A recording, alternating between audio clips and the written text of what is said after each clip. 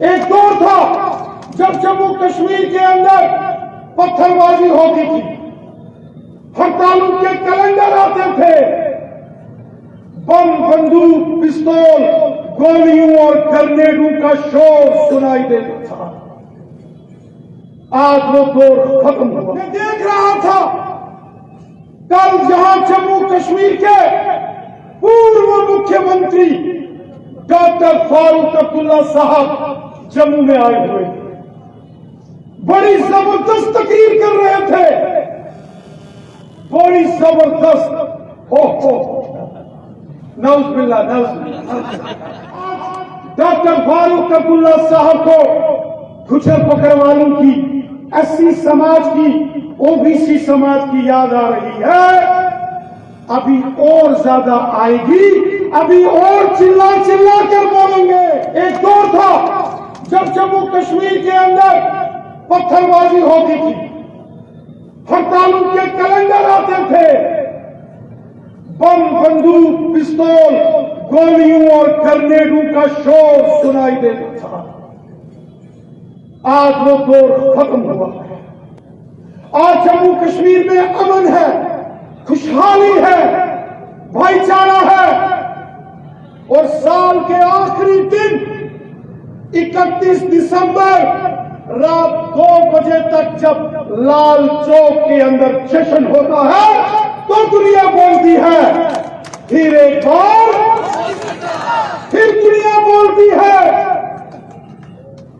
जब कंधार, कर्नाटक से लेकर कठुआ तक, किश्तवाड़ से लेके पाडर मचेल से लेके पुंछ तक, जब चारों तरफ डेवलपमेंट है, अमन है, खुशहाली है, सबका साथ, सबका विकास और सबका विश्वास है, तो देश का और जम्मू कश्मीर का बच्चा बच्चा बोलता है फिर एक बार, फिर एक बार, फिर एक बार।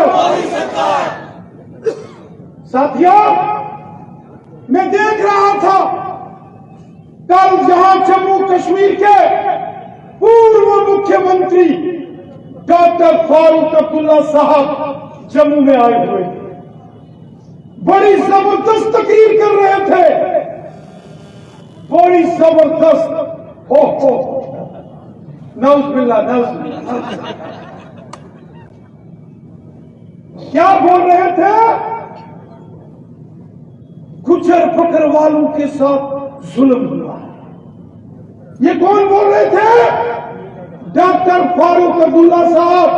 70 साल में से जो 50 साल जिन्होंने हुकूमत की, जो चीफ मिनिस्टर है, वो आज कहते हैं कि गुजर बकरवालों के साथ जम्मू कश्मीर में इस्तेसाल हुआ। मोहतरम डॉक्टर फारूक अब्दुल्ला साहब और नेशनल कॉन्फ्रेंस के हुक्मरानों को माफी मांगनी चाहिए, माफी मांगनी चाहिए। कांग्रेस के लोगों को माफी मांगनी चाहिए, पीडीपी के हुक्मरानों को जो यहां चीफ मिनिस्टर बनकर सरकारें चलाते थे। यहां कभी बीजेपी का चीफ मिनिस्टर नहीं रहा। सरकार उसकी होती है जिसका चीफ मिनिस्टर होता है। बीजेपी का तो इससे पहले तो रहा ही नहीं। हाँ, आने वाले जब इलेक्शन के बाद तो होगा, मुझे पता है, वो तो बनेगा, लेकिन आज तक बीजेपी की अपनी हुकूमत तो रही नहीं। तो ये जो जुल्म सितम, ये जो इस्तेसाल गुजर बकरवालों के साथ हुआ, ये नेशनल कॉन्फ्रेंस कांग्रेस और पीडीपी ने किया। जो ओबीसी के साथ जुल्म सितम हुआ, ये नेशनल कॉन्फ्रेंस कांग्रेस और पीडीपी ने किया। जो किसानों के साथ जुल्म सितम और तशद्दुद हुआ, ये नेशनल कॉन्फ्रेंस कांग्रेस और पीडीपी ने किया। महिलाओं पर के साथ जो नाइंसाफियां हुई, युवाओं के साथ नाइंसाफियां हुई, माइनॉरिटीज, सिख समाज, क्या डॉक्टर फारूक अब्दुल्ला जब यहां चीफ मिनिस्टर थे क्या वो माइनॉरिटीज के लिए जो यहां सिखों में आनंद कॉलेज के लिए आनंद मैरिज एक्ट हमारे सिख समाज के भाई बहन हमेशा लड़ते रहे, आनंद मैरिज एक्ट जम्मू कश्मीर में लागू हो, क्या वो नहीं कर सकते थे? कर सकते थे, लेकिन सिख समाज के से उन्होंने दुश्मनी की, इसलिए उन्होंने कभी ना सिखों का भला किया, ना ओबीसी का भला किया, ना नेशनल कॉन्फ्रेंस कांग्रेस पीडीपी ने गुजर बकरवालों का भला किया। और आज जब नेशनल कॉन्फ्रेंस कांग्रेस और पीडीपी ये देख रही है एक जन सैलाब पूरे जम्मू कश्मीर का भारतीय जनता पार्टी में शामिल हो रहा है, तो इनको तकलीफ हो रही है। और आज डॉक्टर फारूक अब्दुल्ला साहब को गुजर बकरवालों की, एससी समाज की, ओबीसी समाज की याद आ रही है।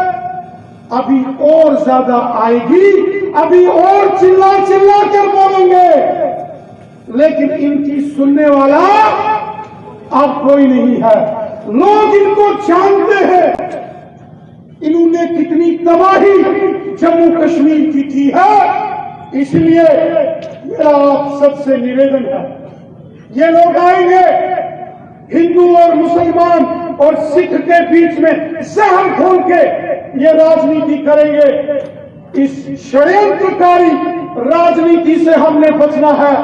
मेरे भाइयों, मेरे बहनों, मेरे दोस्तों, मेरे नौजवानों, मैं आपसे गुजारिश करता हूं, 2024 के लोकसभा के चुनावों का हमने संकल्प लेके जाना है कि जिस मोर्चे के हम कार्यकर्ता हैं वो जम्मू के हो या वादी कश्मीर के हो, अपनी सेक्शन में, अपने वर्ग में हर घर तक पहुंचने का हम काम करेंगे, ताकि प्रचंड बहुमत के साथ जम्मू कश्मीर की 5 लोकसभा सीटें जीतकर हम नरेंद्र मोदी साहब को गिफ्ट दें और फिर एक बार मोदी सरकार के नारे को, इस संकल्प को पूरा करें।